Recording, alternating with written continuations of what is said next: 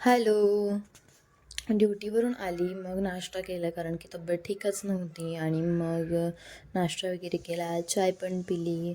मग फ्रेशनअप झाली कारण की मग कसं ना एंजलचं फोटोशूट पण करायचं होतं बिकॉज 5 मंथ्स कंप्लीट झाले होते तिला. मग नंतर जेवण केलं दुपारी बिकॉज संडे असल्यामुळे सुट्टी होती. मग मस्तपैकी पिठलं भाकर वगैरे खाल्ली होती, जेवण केलं.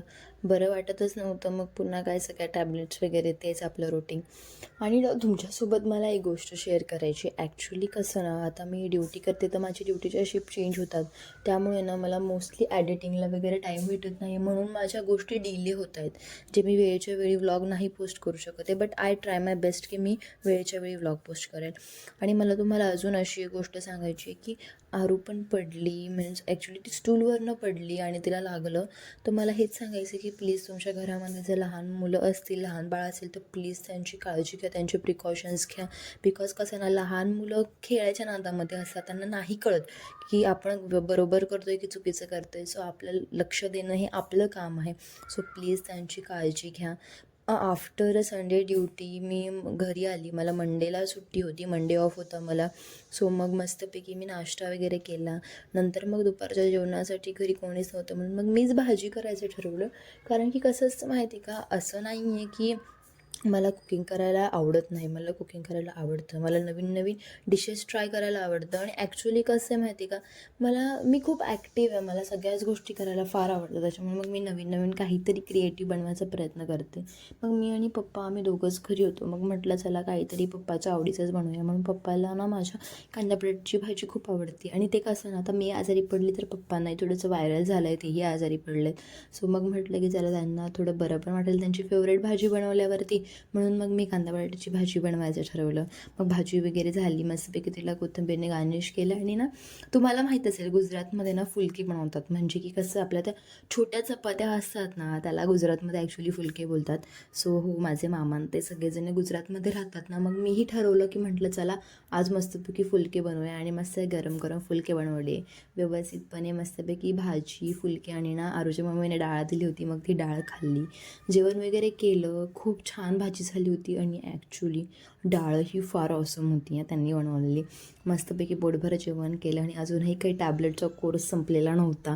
मग टॅबलेट्स वगैरे घेतल्या. आणि ना मला खूप अर्जंटमध्ये पप्पांनी बँकमध्ये बोलवलं कारण ते ऑलरेडी गेलेले होते. मग बँकमध्ये गेली, हॉस्पिटलला मी काही माझे रिपोर्ट्स केले होते, ते रिपोर्ट्स कलेक्ट करायला गेली, पुन्हा हॉस्पिटलला गेली. म्हणजे असं फुल सर्कल हेक्टिक डे होता. मग घरी आल्यावरती भूक लागली म्हणून थोडंसं पास्ता खाल्ला. आणि नंतर हे डेकोरेशनचं प्रिपरेशन करत होती. आता हे कशासाठी, म्हणजे हो काहीतरी स्पेशल कोइन्सिडन्सली मला सुट्टीही होती. मग म्हटलं चला आपण काहीतरी स्पेशल करूयात. मग त्याच्यासाठी सगळं डेकोरेशनचं प्रिपरेशन करत होते. आणि एंजल अशी मस्तपैकी हसत होती, आरोही खेळत होती बिकॉज ऑफ मी बलून फुगवत होते. त्यांना खूप मज्जा वाटत होती की यार दीदी बलून फुगवती. आणि अक्षरशः आरू तर त्या बलूनमध्येच खेळायला लागली होती. अशी लहान लेकरं खेळतात ना यार, खूप भारी वाटतं. मग फायनली हे सगळं डेकोरेशन झालं होतं. आणि हो, आज आरूच्या मम्मी पप्पांची ॲनिव्हर्सरी होती, त्यांचं ॲनिव्हर्सरी सेलिब्रेशन होतं. मग सगळं काही डेकोरेशन केलं, त्यांना मस्त खूपच आवडलं, त्यांना खूप छान झालं होतं. मग व्यवस्थित आम्ही सेलिब्रेशन केलं. मग आरू पण ना माझा मेकअप करत होती आणि मी आरूचा मेकअप करत होती.